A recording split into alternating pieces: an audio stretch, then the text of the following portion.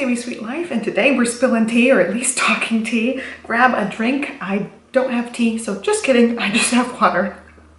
Look at my shell, yeah, cup. I'm ready to talk. I have been crocheting. You guys know I did a crochet nook, and then I think I have a second one coming either this week or next week. I already filmed it. I don't know where it is in my lineup. I'm filming this one in real time, so I'm filming this on Monday, and it's gonna be for Tea Tuesday. It's a new thing I want to start on this channel, but getting back to my thing, I've been crocheting a lot, so I have been just binging YouTube videos. I found a few drama YouTubers that I really like. I love the YouTube gossip, the beauty guru gossip, and I found a couple of channels I just have been binge watching basically.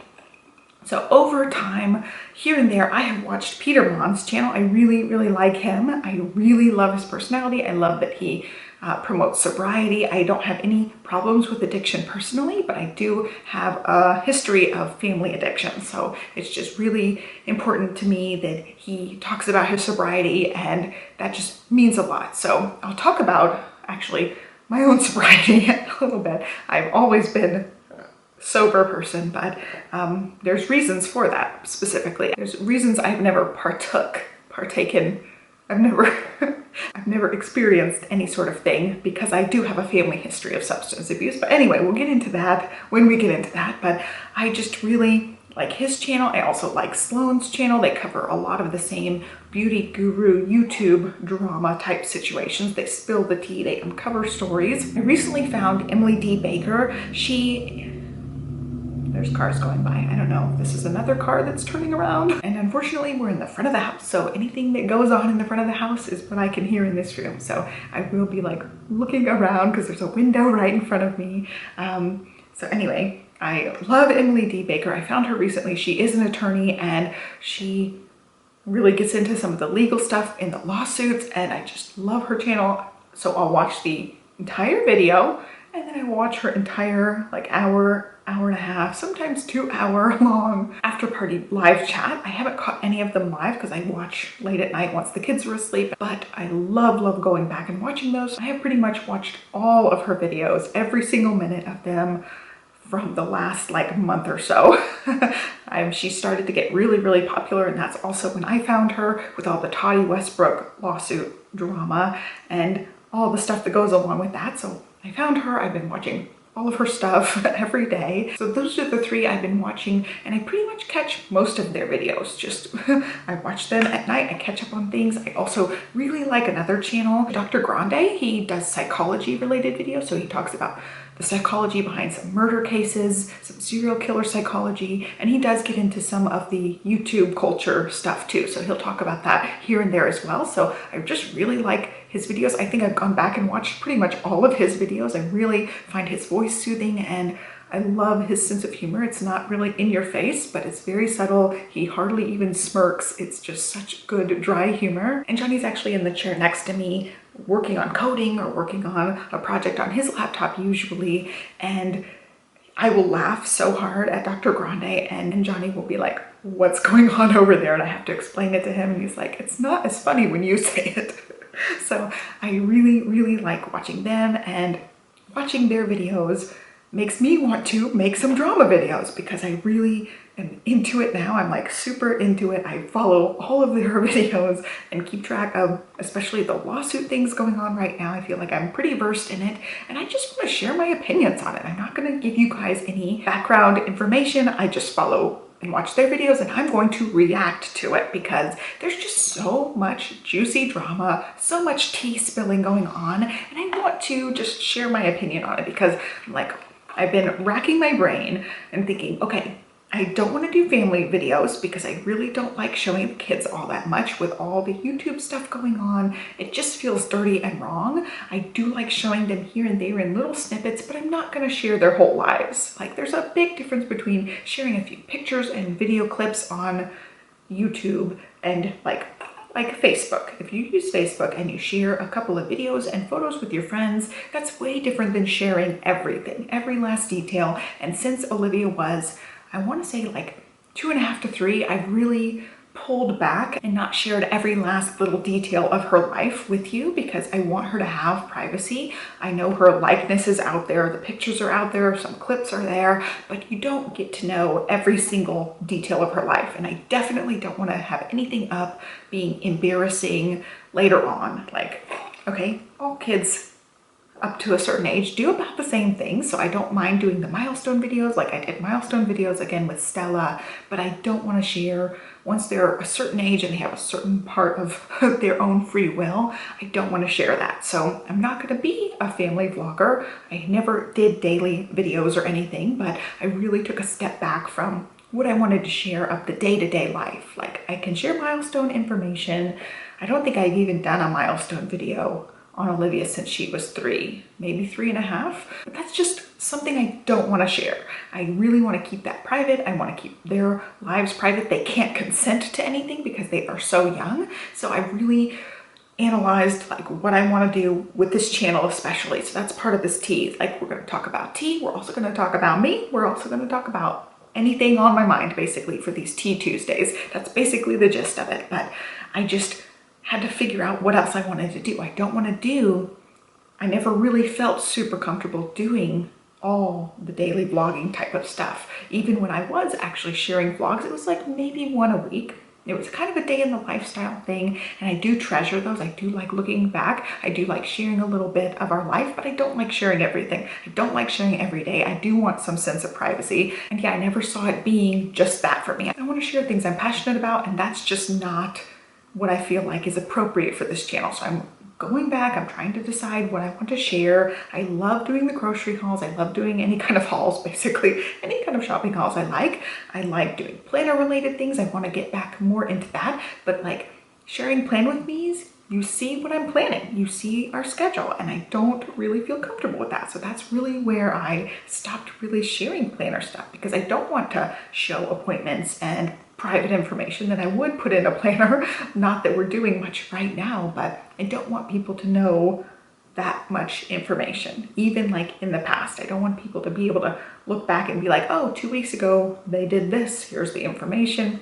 It just feels too invasive for me. So I might do like planner decorating, and I might go back to doing productivity type planner videos. But I also, whatever I'm watching is what I want to make too. Like I'm watching the drama and the tea videos. So that's kind of what I want to make. So from here on out until I decide otherwise, I want to have Tuesday be Tea Tuesday. And I will probably film these either over the weekend on Monday and then put them up on a Tuesday, because when I do my videos, let's say about a week in advance is what I aim for, tea's gonna be stale by then. You don't want old tea. So I'm gonna try to do these in more of a real time for you guys and talk about the things that are going on. So right now, I just want to do kind of a catch-up thing, and I will include some personal stuff in these videos. I will include like some day-to-day stuff, thoughts on my mind, not just necessarily YouTube drama or tea or beauty guru stuff. I just kind of dabble with all of it because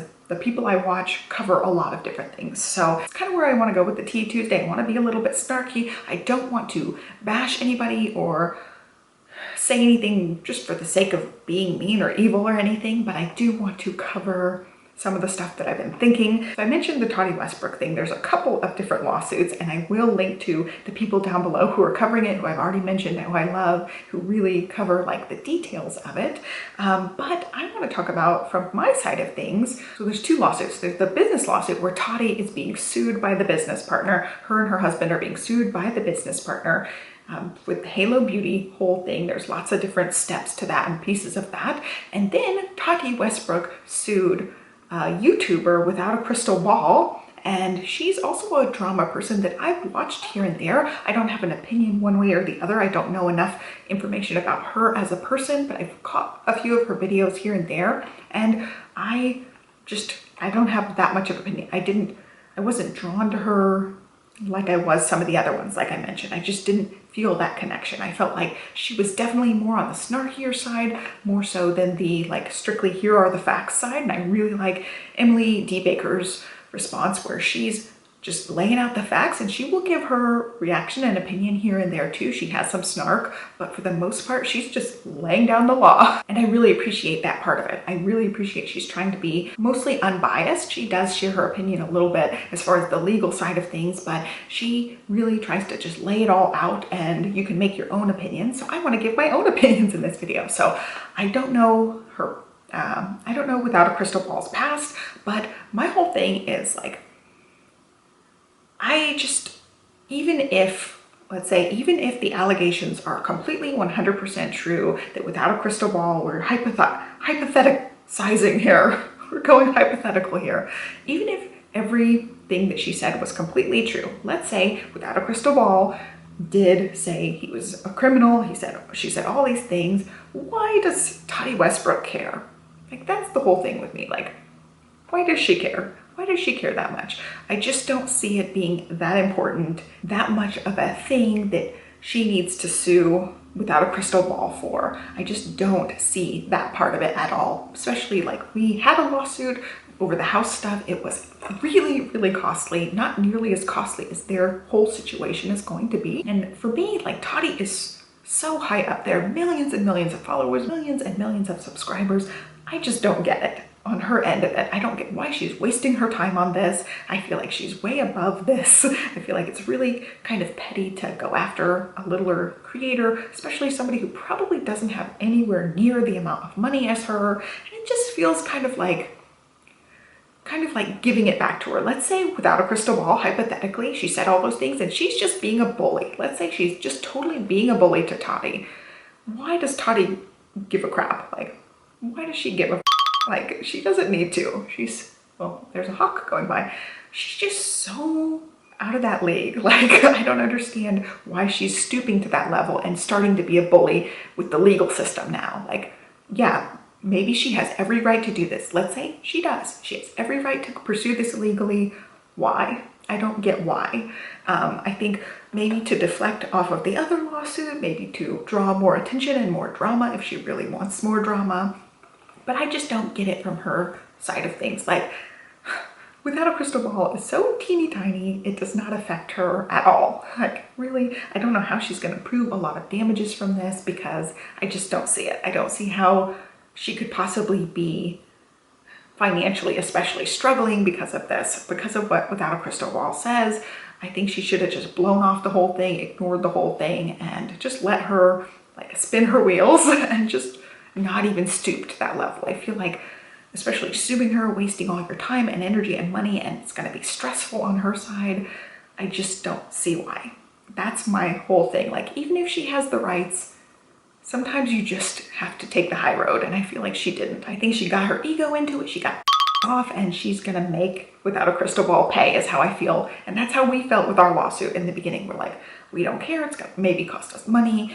We want them to pay. And I feel like she's in that vengeful mindset with it. And so that's the whole thing that I don't get from it. It's like, it seems so beneath her. Like, most of the time I feel like Tati has really, aside from like Dramageddon, the whole Bi Sisters thing, aside from that, I feel like she's really held her own self to a high standard, and this is totally below her. And I lose a little bit of respect for her after this, because it just seems so, I don't know, so down and dirty kind of, so bullying kind of, because I just don't see it doing anything good for her. So I don't know where it's really gonna go. I'm sure they're gonna settle outside of court. I don't think it's gonna be years and years and years of them, both sides really wanting to fight. I think at some point they're gonna end it, and I think all of it has to do with Tati got off and is going after her, and maybe rightly so. I don't know. I don't know the ins and outs of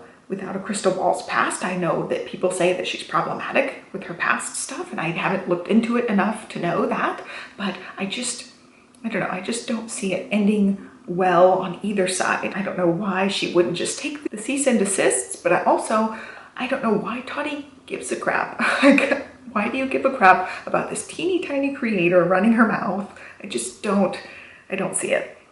So that's my whole spiel about that. I'm very interested. I'm very interested in how it's going to play out. The information's been really crazy. I cannot believe that Without a Crystal Ball has been deleting stuff, even though you're not supposed to do that when you're in the middle of litigation. I just find that part really baffling. I find Without a Crystal Ball running her mouth, continuing to run her mouth on that side, she's digging herself a deeper hole, and I think it's just going to end worse for her because of that.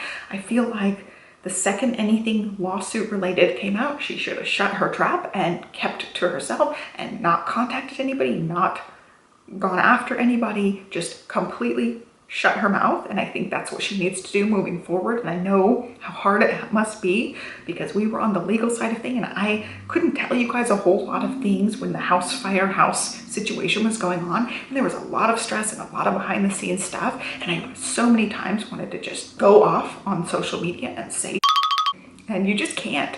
I feel like she's running her mouth and she's going to cause herself more trouble. I just think it's a bad move, and I hope that she will zip it.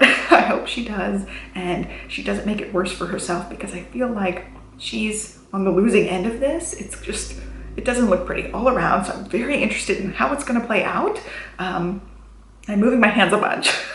I'm very into the drama, and I do this thing when I get serious. When I talk to Johnny, sometimes I'm like, I'm serious, and I chop, and I feel like I'm about to start chopping because I'm serious and getting worked up over this. But I just find the whole thing completely fascinating, completely interesting, that Tati must be rolling in the dough because she has enough money to just drop on this lawsuit like it's nothing. Like, oh, this person me off, I'm going to go after them. And so yeah, we'll see how that one plays out. I'm very interested. I'll probably talk about it more in these Tea Tuesdays because things will happen, but that's where I am so far. I'm just like, every time Emily D. Baker posts a video, I am totally going into it and watching all I can watch about it, because the legal side of things is very interesting, but it's also the social media side of things, the opinions and the stuff on Twitter and the stuff on YouTube being posted, the stuff on Instagram. It's all so interesting to me. So I really like following it. And so let's switch gears. Let's talk about sobriety just a tiny bit, because Peter Mon talks about sobriety and he's been sober for years and years, and that's wonderful. And I love that he talks about it and he has this platform where he can help other people. I've seen some other people comment that he has really helped motivate them, and I think that's great to see a good role model in that situation. So my family has a history of alcoholism. It was actually my maternal grandfather who was an alcoholic. He was clean and sober all the time I knew him. He was a completely different person than he was as an active alcoholic, an active addict. And so I never got to see that side of him, but I heard lots of stories about that side of him, and it's just so amazing to me that you can be two different people. Like, his past version of himself when he was drinking is a completely different person than I ever knew him as. And hearing the stories and knowing how similar he and I think, and our personalities are very similar, I never wanted to even drink. I've tried things here and there, but I never wanted to try substances. I know what it did to my family. I knew how damaging it was in my family, and I didn't want to go there because I have a very similar personality to him. We both get like really zoned in and obsessive about certain things, and I do get really into certain things. I get that, it's almost like an addictive personality where it's like all you think about is something. Like right now, I'm all in on crocheting, which sounds really dumb when we're talking about alcohol, but I am all in on crocheting. I think about crocheting. For years it was scrapbooking, and I was hardcore all in on scrapbooking, and I'm starting to get back into scrapbooking. I actually made a card yesterday, which will go up on my scrapbook channel, I think Friday. That's the plan, hopefully. So I get so sucked into whatever it is that I'm concentrating on. So I just didn't want to go there. I don't want to be into anything like that. I didn't want to go down the rabbit hole, so to speak. So I have always been clean and sober, and it's partially because my grandfather's an alcoholic. He was a recovered alcoholic, but he was still an alcoholic, and I knew how hard it was on my family having that in the past. And I didn't want to even entertain the idea that I could also be an alcoholic. And maybe I am. I don't know. I don't drink. I don't smoke. I don't do drugs. I've never tried anything. I barely even have caffeine.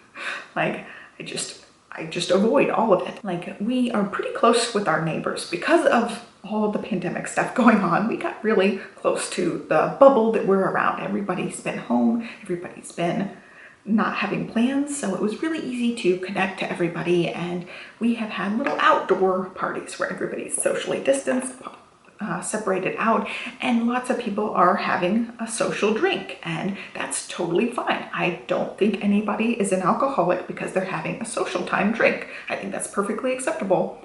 But whenever I was offered a drink, I always declined every time. And I sat and I explained to some of them, like, I have a family history of alcoholism, so I don't partake. So that's like a big part of why I don't drink or do anything else, because I have that family history. And also, I'm a migraine sufferer, and some alcohol can set you off, and I would do anything in the entire world to not get a migraine. They're just the most brutal thing that I have experienced, and I do anything possible to not get one. So that's another reason, like, I'm not going to take chances by drinking a glass of wine, which probably will not turn me into like a full-blown alcoholic or anything, but it might give me a raging migraine and I would instantly regret it. So I don't even partake. I don't even take sips of things hardly ever. Let's see. Johnny and I went on a date night recently, and I tried whatever he had and had a little tiny glass of wine, but not even a lot. It was like a mini glass, and I just don't, first of all, I just don't like the taste too, but all the reasons why I kind of stay away from it. I just don't go down that road. So I love that Peter Bond is sober and he's taken his sobriety very seriously, because it's definitely life altering. So anyway, I need a sip, and now I'm just drinking water. I was drinking decaf sweet tea, but it's just too many calories, and I always get this where, okay, I'm not gonna drink any tea, and then I start drinking the sweet tea, and then I want it sweeter and sweeter over time. So I'm adding more sugar to the batch every time, like a little bit more here and there, and then it becomes sugar syrup tea. So I'm cutting back again, I'm going back to the water, and sticking with it. And it does have a little bit of caffeine in the decaf tea. And so I ended up with a migraine last week, and I don't know what set me off this time. Usually I kind of know if it's like hormone related, or I ate something funny. Like, we had some takeout that really set me off one time, and I can clearly know when it was something like that. But I don't know whatever set me off.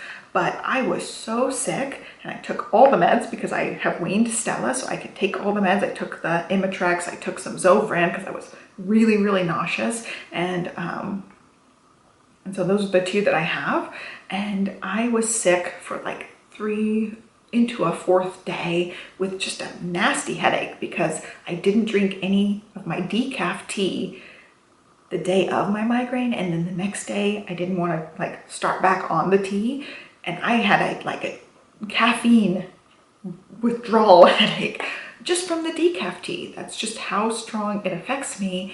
And I don't even think I drank that much of the tea, but it really, it took me like 4 full days to have no headache. I think because of the caffeine. The original migraine wasn't from that, but the other days were definitely just me like detoxing from the caffeine. So I really want to avoid it because that was really brutal, because when I have a migraine, the only thing I want to drink is like chicken broth or apple juice. Like, that's it. And I can barely stomach.